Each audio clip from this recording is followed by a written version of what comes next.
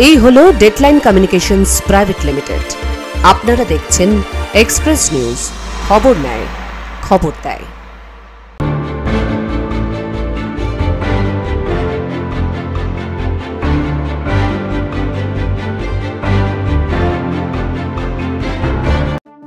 Express round up brought to by Parashmoni medical centre private limited. নমস্কার, আপনারা দেখছেন express news. আমি দীপ। শুরু করছি এক্সপ্রেস রাউন্ড আপ।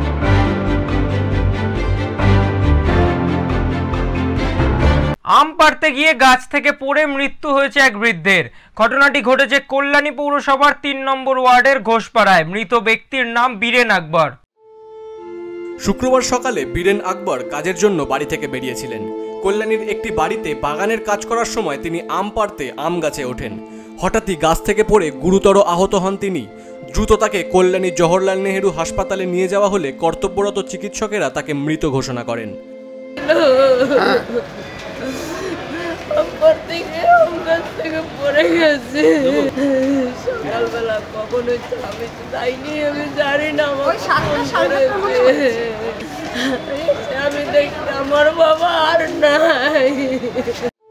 খবর পেয়ে বৃদ্ধের পরিবারের সদস্যরা হাসপাতালে পৌঁছন এবং কান্নায় ভেঙে পড়েন। পুলিশ মৃতদেহ উদ্ধার করে ময়নাতদন্তের জন্য মর্গে পাঠিয়েছেন। দুর্ঘটনার কারণ জানতে পুলিশি তদন্ত শুরু করা হয়েছে। Bureau report, Express news. শিক্ষক নেই তাই ক্লাসও হয় না, এই অভিযোগে নেতাই হাই স্কুলের ছাত্রছাত্রীরা বৃহস্পতিবার সকালে স্কুলের গেটে তালা ঝুলিয়ে বিক্ষোভ শুরু করে। ঘণ্টাখানেক পরেও সুরাহা না হওয়ায় তারা নেতাই রাস্তা অবরোধ শুরু করে। তাদের সঙ্গে যোগ দেন তাদের অভিভাবকরাও। প্ল্যাকার্ড হাতে শিক্ষার্থীদের অভিযোগ, ক্লাস না হওয়ায় স্কুলে বসে থেকে কোনো লাভ নেই। কারণ আমরা শিক্ষক চাই, তাই জন্য আমাদের ক্লাসে শিক্ষক খুবই কম, তাই জন্য আমরা এরকম পথে এসে আন্দোলন করছি। না, ঠিকঠাক হয় কিন্তু শিক্ষক কমের জন্য ঠিকঠাক হয় না এখন। কারণ আমরা শিক্ষক চাই, ওই জন্য আন্দোলনের জন্য এখানে পথে নেমে এসেছি। 2019 সালে জুনিয়র হাই স্কুল থেকে মাধ্যমিক স্তরে উন্নীত হলেও শিক্ষক সংখ্যা বাড়েনি। বর্তমানে প্রায় 350 জন ছাত্রছাত্রীর জন্য মাত্র 4 জন শিক্ষক রয়েছেন। ফলে অধিকাংশ দিনই অর্ধেক ক্লাস হয় না। আজ দীর্ঘ অনেকদিন যাবৎ আমাদের এই স্কুলে কোনো শিক্ষক নেই। কোনো বলতে কি, হয়তো আমাদের 15 জন শিক্ষকের দরকার, সেখানে 4 জন শিক্ষক। ঠিক মতন ক্লাস হচ্ছে না, বাচ্চারাও দিনের পর দিন পিছিয়ে পড়ছে। এই কারণেই আজকে এই সিদ্ধান্ত নিতে বাচ্চারাও বাধ্য হয়েছে। তাতে আমাদেরও সর্বসম্মতিক্রমে আমরাও সিদ্ধান্ত নিয়েছি যে আমরা এই আন্দোলনের মধ্য দিয়ে এই বার্তা যাতে উপর পর্যন্ত পৌঁছায়, তার জন্য আমরা এগিয়ে এসেছি। এখন যদি ঠিক না হয়, আমরা আগামী দিনে আরও একটু বৃহত্তর আন্দোলনে নামার পরিকল্পনা নিচ্ছি। শিক্ষার্থীদের দীর্ঘদিনের এই সমস্যায় প্রশাসন পদক্ষেপ না নেওয়ায় তারা রাস্তায় নামতে বাধ্য হয়েছে। তাদের দাবি, অবিলম্বে পর্যাপ্ত শিক্ষক নিয়োগ করতে হবে, অন্যথায় আন্দোলন চলবে। Bureau report, Express news. Pump হাউসে অপারেটর নিয়োগ দুর্নীতির অভিযোগ ঘিরে সাঁকরাইল ব্লকের রোহিণী গ্রাম পঞ্চায়েতে ধুন্ধুমার কাণ্ড। ঝাড়গ্রামের সাঁকরাইলে অপারেটর নিয়োগে দুর্নীতির অভিযোগে বৃহস্পতিবার পাম্প হাউসে তালা ঝুলিয়ে দেয় গ্রামবাসী ও স্থানীয় তৃণমূল কর্মী সমর্থকেরা, যার জেরে বাহাদুরপুর ও হরেকৃষ্ণপুর গ্রামে জল সরবরাহ বন্ধ হয়ে যায়। অভিযোগের তীর সরাসরি সাঁকরাইল ব্লক তৃণমূল সভাপতির দিকেই। দলেরই একাংশ, বিশেষত নিচুতলার কর্মীরা তার বিরুদ্ধে স্বজন পোষণ ও দুর্নীতির অভিযোগ এনেছে। এই ঘটনা শাসক দলের গোষ্ঠীদ্বন্দ্বকে ফের প্রকাশ্যে এনেছে। রোহিণী অঞ্চলের তৃণমূল সভাপতি মথুর মাহাতো জানিয়েছেন, চাকরি সংক্রান্ত কিছু সমস্যা হয়েছে বলে তিনি জানেন, তবে কে চাকরি দিয়েছে সেটা তিনি জানেন না। এই বিষয়ে ব্লক সভাপতি ভালো বলতে পারবেন। দেখিনি, হরেকৃষ্ণপুর এবং বাহাদুরপুরে সংসদে তালা মেরেছে আমি কিন্তু শুনেছি, আমি চোখে এখন দেখিনি। তো কীও তালা মেরেছে আমি জানিও না। শুনছি যে চাকরির ব্যাপারটা, যে কে চাকরি দিয়েছে আমি জানি না। আমি যদি অঞ্চল সভাপতি, আমি আছি এই 4 অঞ্চলের অঞ্চল সভাপতি এবং কৃষি কর্মাধ্যক্ষ, তো ওই চাকরির ব্যাপারটা ওটা বড় সভাপতি জানেন। উনি যদি বলাকে সমস্ত কিছু উনি করেন, হ্যাঁ, তো টাকা নিয়ে করেছে এমনি করেছে ওটা আমি জানি না। তার এই মন্তব্য দলের অভ্যন্তরীণ কোন্দলের ইঙ্গিত দেয়। ব্লকের বিজেপি নেতৃত্ব এই ঘটনায় শাসক দলের বিরুদ্ধে কটাক্ষ ছুড়েছে। সাঁকরাইল ব্লক বিডিও রোহন ঘোষ দ্রুত পরিস্থিতি স্বাভাবিক করার আশ্বাস দিয়েছেন। আমার ইঞ্জিনিয়ার সাহেবকে বলছে, যিনি পিএইচডি ইঞ্জিনিয়ার সাহেবকে আছেন, কেন এটা তো সম্পূর্ণ পিএইচডি দপ্তর থেকে হয়েছে, এটা পিএইচই দেখছে। আমরা কিন্তু লোকাল ভিডিও হিসাবে আমি আমার ইঞ্জিনিয়ার সাহেবকে বলছি একটু গিয়ে ফলো আপ করতে, যে এক্স্যাক্টলি কী হয়েছে না হয়েছে, কেন হঠাৎ করে এরকম হয়েছে, কে বা লাগিয়েছে, মানে এক্স্যাক্ট খবরটা আমার কাছে নেই। আমার কাছে আজকেই সকালবেলা একটু আগে খবরটা এসছে। আমি ইঞ্জিনিয়ার সাহেবকে বলছি ব্যাপারটা একটু দেখতে, ওনাদের আইএসএ টিমও আছে। আমি খবরটা এক্স্যাক্ট নেওয়ার পরে আমি ব্রিফ করতে পারবো। আসন্ন বিধানসভা ভোটের আগে ঝাড়গ্রাম জেলায় শাসক দলের এই গোষ্ঠীদ্বন্দ্ব ও দুর্নীতির অভিযোগ তাদের জন্য অস্বস্তির কারণ হয়ে দাঁড়িয়েছে। Bureau report, Express news. আসানসোলের সাংসদ শত্রুঘ্ন সিনহা বিমান দুর্ঘটনায় নিহতদের পরিবারের প্রতি সমবেদনা জানিয়েছেন এবং আহতদের দ্রুত আরোগ্য কামনা করেছেন। শুক্রবার আসানসোলের বানপুরে সাংবাদিকদের প্রশ্নের উত্তরে শত্রুঘ্ন সিনহা বলেন, দুর্ঘটনার কারণ অনুসন্ধানের পরেই বলা সম্ভব হবে। শত্রুঘ্ন সিনহা জানান কি কারণে বিমান দুর্ঘটনা হয়েছে তা পরীক্ষা নিরীক্ষার পরেই বলা সম্ভব। কোনো সম্ভাবনাকেই এখনই উড়িয়ে দেওয়া যাচ্ছে না। তিনি আরও বলেন, বায়ু জাহাজ বিশেষজ্ঞরা দুর্ঘটনাস্থলে পৌঁছেছেন এবং বিস্তারিত তদন্ত করছেন।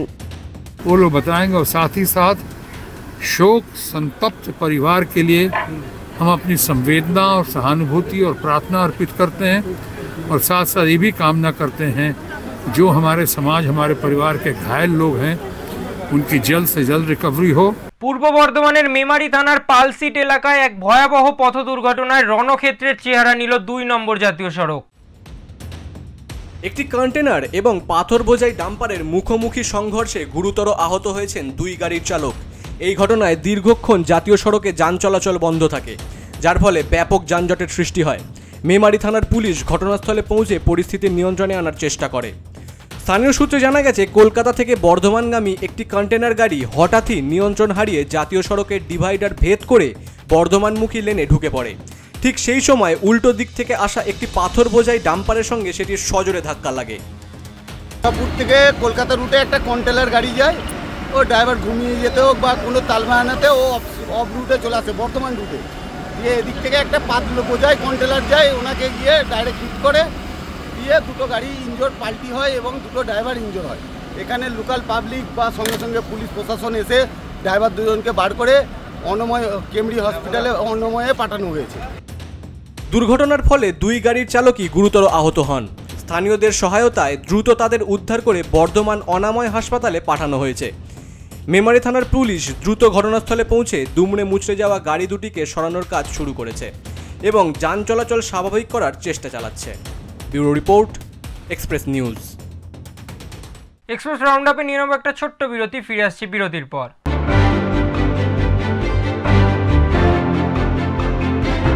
চিকিৎসা ক্ষেত্রে এক যুগান্তকারী নাম হেলথ ওয়ার্ল্ড হসপিটাল।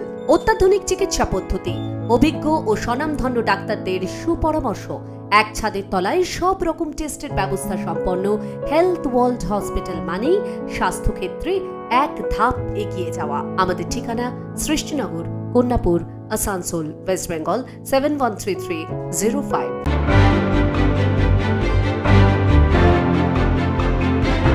ফিরে এলাম বিরতির পর। আপনারা দেখছেন এক্সপ্রেস রাউন্ড আপ।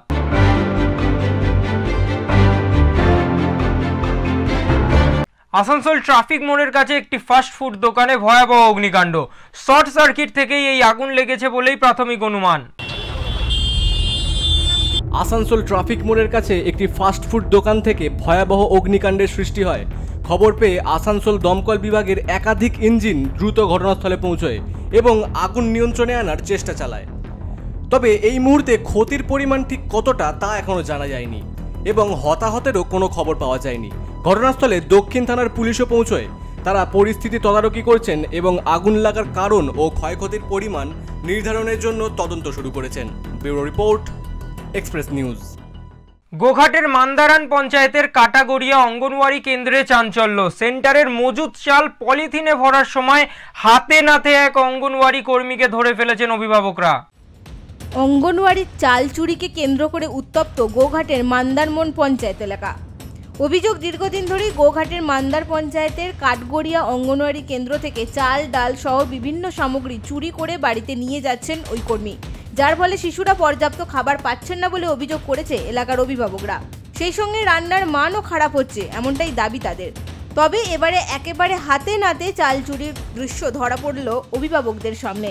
অভিভাবকরা জানান তারা দীর্ঘদিন ধরেই অঙ্গনওয়াড়ি কেন্দ্র থেকে সামগ্রী চুরির বিষয়টি লক্ষ্য করছিলেন। শুক্রবার সকালে ওই অঙ্গনওয়াড়ি কর্মীকে চাল পলিথিনে ভরতে দেখে তারা তাকে হাতে নাতে ধরে ফেলে এবং আটকে রাখে বলেই জানা গিয়েছে। এদিকে খবর পেয়ে দ্রুত ঘটনাস্থলে পৌঁছায় স্থানীয় জনপ্রতিনিধি। এরপর অভিযুক্ত কর্মীকে সিডিপিও অফিসে নিয়ে যাওয়া হয়। দেখুন, যে দিদিমণি এটা করেছে ওটা হচ্ছে আপনার গ্রামবাসীবৃন্দ ওখানে ঘিরে ওকে ধরে আমাকে যখন খবর দেয় আমি গিয়ে দেখি যে গ্রামবাসীবৃন্দ যে অভিযোগ করছে সেটা সত্য। উনি একটা ছোট কালো পলিথিনে করে চাল কিছু হয়তো নিয়ে যাচ্ছিলেন, সেটা বাড়ির জন্যই হোক বা অন্য কোথাও। তা আমি যথারীতি সিডিপিওতে অফিসিয়ালভাবে জানিয়েছি, উনি আশ্বাস দিয়েছেন ব্যবস্থা গ্রহণের।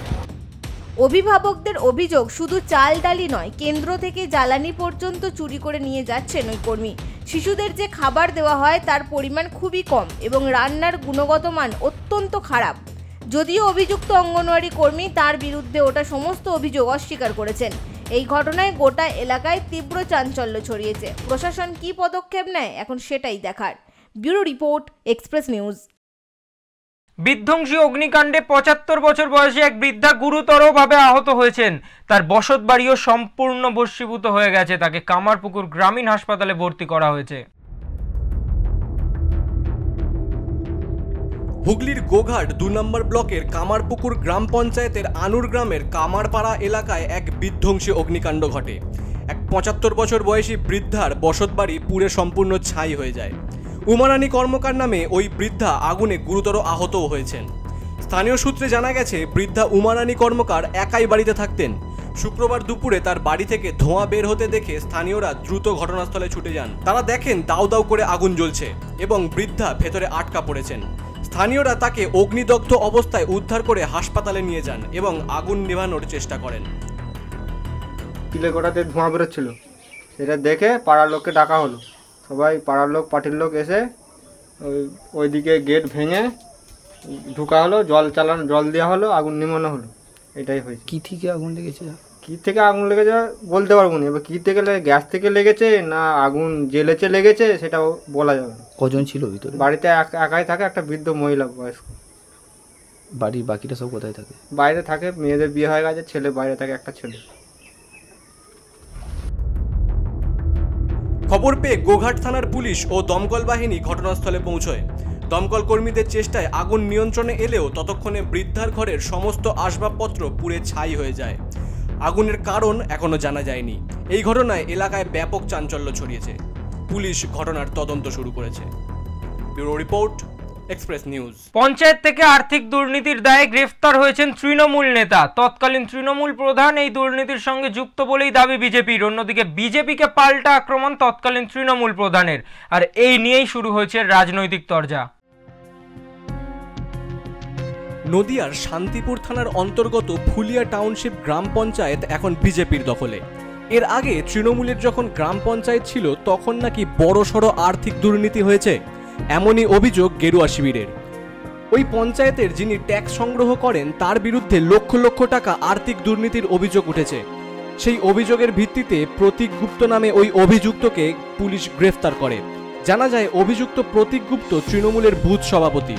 অভিযুক্তকে গ্রেফতার করে রানাঘাট আদালতে তোলা হয়। অন্যদিকে এ বিষয়ে বর্তমান টাউনশিপের বিজেপি প্রধান পরিমল রায়ের দাবি তৎকালীন প্রধানের হাত ধরেই কাজে যোগ দেন অভিযুক্ত এবং প্রধানের প্রচ্ছন্ন মদত ও প্রশ্রয়ে আর্থিক দুর্নীতির শাখা প্রশাখা বিস্তার করেছিলেন প্রতীক। তৃণমূলের আমলে তাই তার বিরুদ্ধে কোনো ব্যবস্থা নেওয়া হয়নি। ফলে বিজেপির অভিযোগ তৎকালীন পঞ্চায়েত প্রধান উৎপল বসাকও এই দুর্নীতির সঙ্গে যুক্ত। তাই অবিলম্বে উৎপল বসাকের বিরুদ্ধেও উপযুক্ত ব্যবস্থা গ্রহণ করার দাবি জানিয়েছেন বিজেপি। যে ফুলিয়া টাউনশিপের যে ট্যাক্স কালেক্টর প্রতীক গুপ্ত, সে দীর্ঘ 7 বছর ধরে পঞ্চায়েতের কর এবং ট্যাক্স, জনগণের যে টাকা সে টাকা চুরি করছে। অনর্গল সে চুরি করে যাচ্ছে। তাকে 3বার আমরা ওয়ার্নিং দিই এবং বিডিও সাহেবকে জানাই। বিডিও সাহেব কোনো স্টেপ নেয়নি। তিনি বলেছিলেন পাউ সাহেবকে পঞ্চায়েতে পাঠাবেন, তিনি তাও পাঠায়নি। কালকে আমরা আর কোনো ক্ষমা না করে তাকে পুলিশের হাতে তুলে দিই।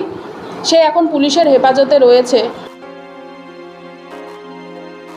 যদিও বিজেপির তোলা অভিযোগ ভিত্তিহীন বলে দাবি তৎকালীন তৃণমূল পঞ্চায়েত প্রধান উৎপল বসাকের। তিনি বলেন, বিজেপি যে দাবি করেছে তা সম্পূর্ণ মিথ্যা ও ভিত্তিহীন।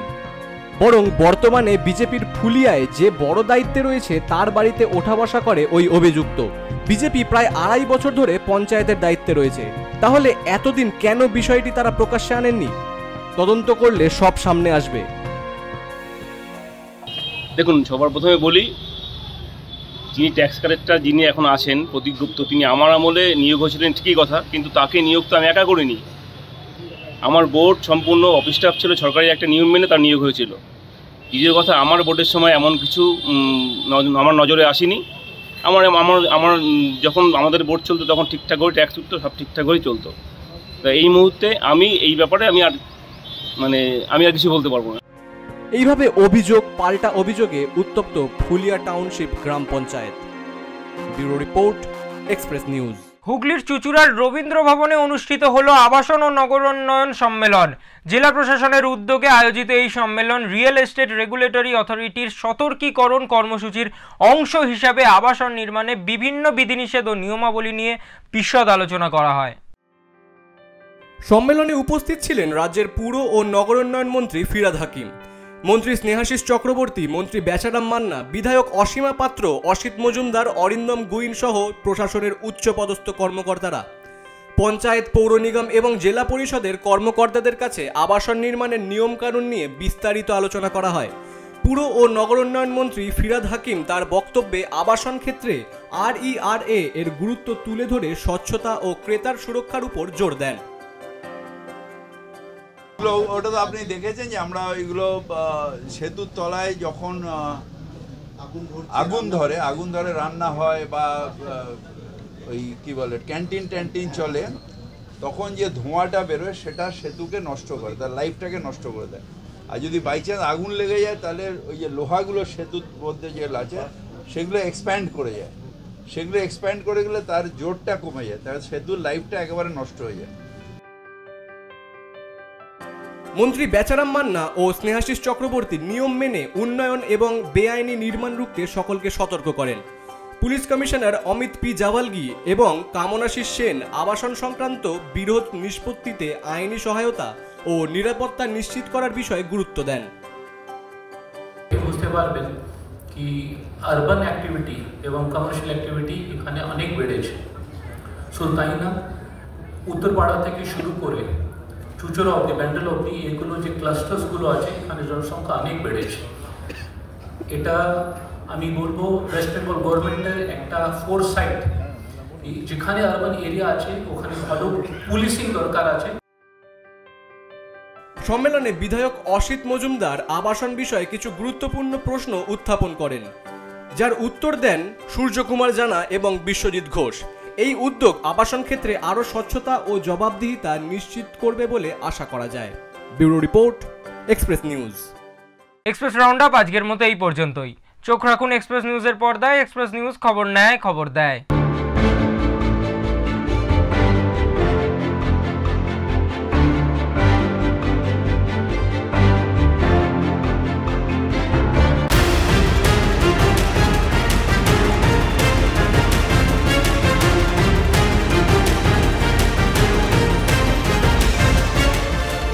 এই হলো ডেডলাইন কমিউনিকেশনস প্রাইভেট লিমিটেড। আপনারা দেখছেন এক্সপ্রেস নিউজ, খবর নেয়, খবর দেয়।